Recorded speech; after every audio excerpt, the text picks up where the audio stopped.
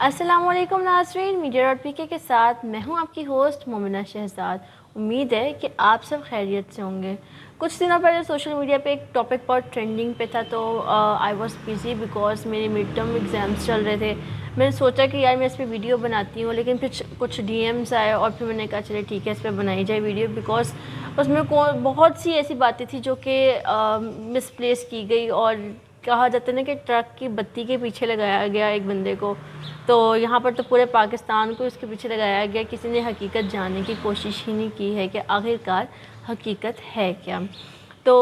اسی کو میں ایکسپلین کروں گی، وہ اور کوئی ٹاپک نہیں ہے، وہ ملالہ یوسف نے جو ووگ کو انٹرویو دیا، جس میں انہوں نے کہا جی کہ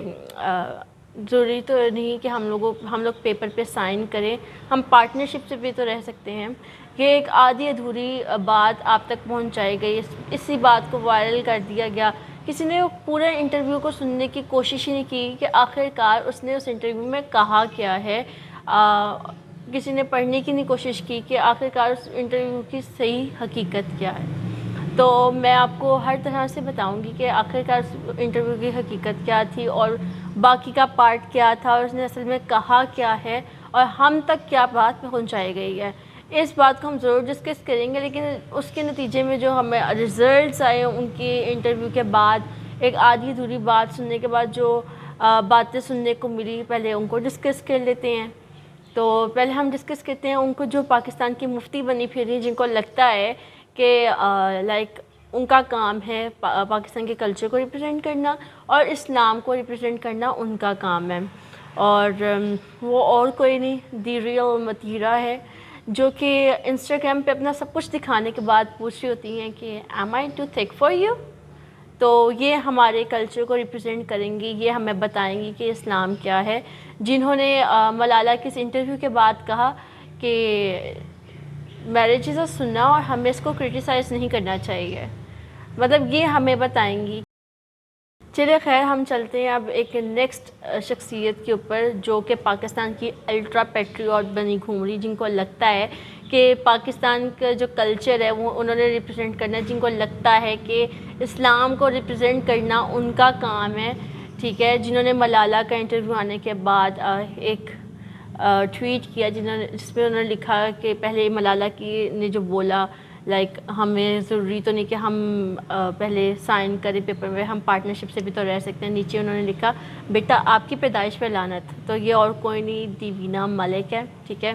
جن کے اگر ہم پچھلے انٹرویوز نکال کے دیکھیں تو اس میں کچھ یہ باتیں ہیں کہ ایک انٹرویور نے ان سے پوچھا ہوا ہے کہ what do you think about sex, and she replies sex is beautiful, اور پھر ان سے دوبارہ کوشچن کیا گیا وین بفور میرج اور after marriage, and she replies when ever.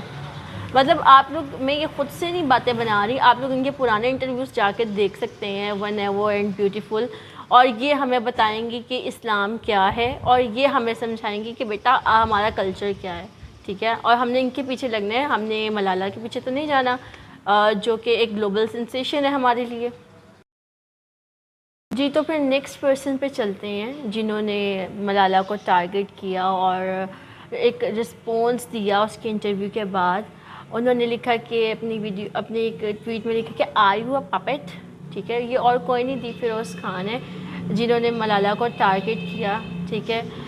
جنہوں نے کچھ عرصہ پہلے ایک ٹویٹ کیا کہ بھائی میں شوبز انڈسٹری کو خیر آباد کہہ رہا ہوں، کیونکہ میرے مفتی نے مجھے کہا ہے کہ تو شوبز انڈسٹری چھوڑ دے، تو میں اب اسلام کے راستے پہ چلوں گا۔ 2 ماہ بعد اسلام کا رشتہ ختم ہو گیا اور وہ واپس آ گئے، انہوں نے پھر ٹویٹ کیا کہ بھائی میرے مفتی نے کہا ہے تو شوبز انڈسٹری جوائن کر لے، کچھ نہیں ہوتا۔ تو اب ہمیں یہ خود ڈیسائیڈ کرنا ہے کہ ہمیں کس کے پیچھے جانا ہے، ملالہ کے پیچھے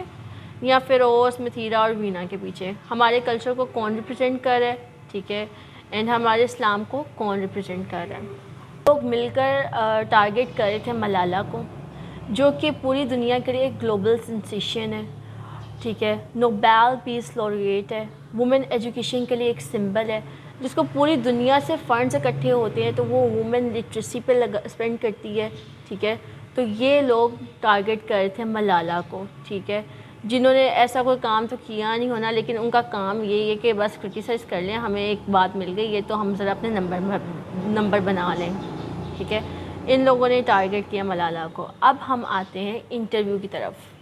انٹرویو میں کچھ یوں سوال تھا، پہلے اس کے ہیڈ اسکارف کے بارے میں پوچھا گیا کہ آپ نے یہ کیوں پہنا ہے، تو اس نے بتایا کہ بھائی میں نے یہ ہیڈ اسکارف اس لیے پہنا ہے کیونکہ یہ ایک تو میرے اسلام نے مجھے کہا ہے کہ بھائی تم یہ پہنو، ٹھیک ہے، میں اپنے اسلام کو ریپرزینٹ کر رہی ہوں، دوسرا یہ پختون کلچر کا ایک حصہ ہے، ٹھیک ہے، میں پختون کلچر کو بھی جہاں پہ بھی جاتی ہوں میں پختون کلچر کو بھی ریپرزینٹ کرتی ہوں تھرو دس۔ اسے پوچھا جائے متھیرا، وینا اینڈ فیروز سے کہ آپ لوگ کیا پاکستان کے کلچر کو ریپرزینٹ کر رہے ہیں، کیا اسلام کو آپ لوگ ریپرزینٹ کر رہے ہیں؟ یہ لڑکی ریپرزینٹ کر رہی ہے اسلام اور پاکستان کے کلچر کو۔ اور جس بات کا ایشو بنایا گیا تھا کہ اس نے انٹرویو کے دوران کہا کہ ہمیں پیپر پہ کیوں سائن کرنا پڑتا ہے، ہم پارٹنرشپ سے بھی تو رہ سکتے ہیں، ٹھیک ہے، اس لائن کے ختم ہونے کے بعد آگے لکھا ہوا شی لافٹ، وہ مسکرائی یا وہ ہنسی، تو اس کے بعد اس نے بتایا کہ میں اپنی ماما سے بات کر رہی ہوتی ہوں اور میں ان سے یہ بات کہتی ہوں کہ ہم لوگوں کو کیوں ایک پیپر سائن کرنا پڑتا ہے، ہم پارٹنرشپ سے بھی تو رہ سکتے ہیں، اور میری ماما اس بات پہ مجھے غصہ ہوتی ہیں، مجھے ڈانٹ دیتی کہ تم کیسی بات کر رہی ہو، ہم مسلمان ہیں اور ہمیں اکٹھے رہنے کے لیے پیپر پہ سائن کرنا پڑتا ہے، ٹھیک۔ یہ بات اس نے ایک لائٹر نوٹ پہ کی تھی میری نظریے سے، ٹھیک ہے، اور میرے خیال سے وہ لائٹر نوٹ پہ ہی ہوئی ہے۔ آپ کو اگر آپ لوگوں کو میری بات پہ یقین نہیں ہے تو آپ لوگ جا کے وہ انٹرویو پڑھ سکتے ہیں، ویسے مجھے یہ ویڈیو بنانے کی ضرورت نہ پڑتی اگر آپ لوگ خود وہ انٹرویو پڑھ لیتے ہیں۔ اور دوسری بات یہ کہ اگر اس نے یہ بات لائٹر نوٹ پہ نہیں کی تو کیا پاکستان نے ہر چھوٹی چھوٹی بات پہ ایک شادی کو ہی ٹارگٹ کیا جاتا ہے، ایک میرج انسٹیٹیوشن پہ حملہ کیا جاتا ہے، اور جسٹ بیکاز وہ ایک فیمیل ہے، اس کا جینڈر چینج ہے تو ہم نے اس کو ٹارگٹ کرنا شروع کر دیا۔ پاکستان میں شادی ہوتی ہے تو جو دولہے کے دوست ہوتے ہیں اسے کہہ دیتے ہیں بھائی اب تو نے سانس بھی لینی ہے نا تو نے اسے پوچھ کے لینی ہے، تو کیا یہ میرج انسٹیٹیوشن پہ حملہ نہیں ہو رہا؟ زیادہ دور نہ جائے، پچھلے دنوں یا پچھلے کچھ ماہ پہلے شیخ رشید صاحب سے ایک انٹرویو میں پوچھا گیا کہ شیخ صاحب آپ شادی کیوں نہیں کرتے، اور شیخ صاحب نے جواب دیا کہ جب دودھ باہر سے ملتا ہو تو بھینس گھر پالنے کی کیا ضرورت ہے۔ مطلب اگر وہ ایک مرد ہے، وہ جو مرضی بولے، اور سب نے کہا واہ واہ کیا بات کی ہے شیخ صاحب نے، بندہ ہو تو ایسا ہو، جسٹ بیکاز کہ اس کا جینڈر چینج ہے تو ہم اس کو ٹارگٹ کر رہے ہیں ملالہ کو، اور جسٹ بیکاز وہ میل ہے، اس کا جینڈر چینج ہے اور ہم نے اس کو ٹارگٹ کرنا مناسب ہی نہیں سمجھا کہ شیخ صاحب نے بات کیا کر دی ہے۔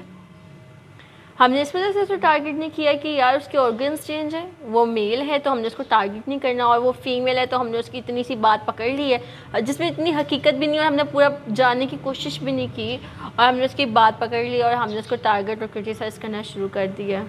جسٹ بیکاز آف دس کہ جینڈر چینج ہے۔ چلے سوچ لیتی ہیں کہ اگر اس نے یہ بات کر بھی دی ہے تو کیا پاکستان میں شادیوں کے بعد کیا شادیاں اتنی کامیاب ہوتی ہیں؟ شادی کے بعد عورت کو کہا جاتا ہے تم سانس بھی میری وجہ سے مرضی سے لوگی، میری مرضی کے کپڑے پہنو گی، اپنے ماں باپ کے گھر جاؤ گی تو میری مرضی سے جاؤ گی، کسی اور سے بات کرو گی تو تمہارے اوپر حساب گرا دوں گا، اور جسٹ لائک کہ میں تمہیں ماروں گا، مار پیٹ اور گالیوں میں، ہمارے پاکستان میں تو گالیاں ہی عورت سے شروع ہوتی ہے عورت پہ ختم ہوتی ہیں۔ اگر اس نے یہ بات کر دی ہے، اگر اس نے یہ واقعی بات کی ہوتی تو میں اس کے ساتھ ایگری کرتی، میں کہتی اس میں کوئی اعتراض والی بات نہیں ہے، اسے کرٹیسائز کرنا بنتا نہیں ہے، کیونکہ یہ ایک حقیقت ہے کہ پاکستانی مرد ایک جنگلی جانور یا شیر سے اتنا نہیں ڈرتا ہوگا جتنا وہ ایک اسٹرانگ وومن سے ڈرتا ہے، کیونکہ اس کو پتہ ہے کہ ایک جو اسٹرانگ وومن ہے، ایک ایجوکیٹڈ وومن ہے، ایک طاقتور جو خاتون ہے، وہ اپنے فیصلے خود کر سکتی ہے، وہ اپنا اوپینین دے سکتی ہے، وہ اپنی رائے دے سکتی ہے، وہ میری نہیں سنے گی، وہ کہے گی نہیں یار تم تو غلط بول رہے ہو، میری سنو، میں صحیح بول رہی ہوں۔ ایک پاکستانی مرد جو ہے نا وہ جنگلی جانور سے نہیں اتنا ڈرے گا جتنا وہ ایک پڑھی لکھی خاتون سے ڈرے گا، اور یہ حقیقت ہے، اور اسی وجہ سے ہم اس کو دیکھ رہے کہ یار ہم یہاں پہ ہیں اور وہ یہاں پہ پہنچ گئی ہے، ٹھیک ہے، تو اب اس کو ٹارگٹ کرتے ہیں، اس کو کرٹیسائز کرتے ہیں، اس کو یہاں سے یہاں تک گرائیں، تو بھائی آپ کا بھی لیول، اپنے لیول کو پہلے یہاں لے کے آئیں پھر کسی پہ کرٹیسائز کریں، ٹھیک ہے۔ ابھی آپ لوگوں کا اتنا لیول ہی نہیں ہے کہ آپ لوگ اس کو کرٹیسائز کریں، اس کو نیچے گرائیں، جو خود ایک گلوبل سنسیشن ہے، اس کو آپ کی یہ چھوٹی موٹی باتوں سے کوئی فرق نہیں پڑتا ہوگا۔ بہرحال یہ کہ لوگوں کو حقیقت بتائیں اس کے، اور یہ کہنا کہ وہ ایک بیرونی ایجنڈا ہے اور باہر سے آئی ہے، تو بھائی ایک بات آپ کو پھر کلیئر کر دوں کہ وہ کوئی بیرونی ایجنڈا نہیں ہے. جب اس پہ حملہ ہوا تھا تو پاکستان کی آرمی نے ہی اس کو ہاسپٹل میں پہنچایا تھا اور یہ بات بتائی تھی کہ اس پہ حملہ ہوا ہے. اور اب آپ کہیں گے کہ اس ٹائم شازیہ, شکیلہ, نمرائی یہ لوگ بھی تو تھیں نا, یہ لوگ کیوں نہیں آگے گئی, صرف یہی کیوں آگے گئی ہے. تو آپ کو یہ بتاتی چلوں کہ انسان کا لک فیکٹر بھی بہت کام کرتا ہے. اس کی لک تھی, وہ آگے چلی گئی, ٹھیک ہے, اس کی لک تھی, وہ یہاں نہیں رہی, وہ آگے چلی گئی. تو اگر آپ کو میری ویڈیو پسند آئی ہو تو اس کو لائک کریں,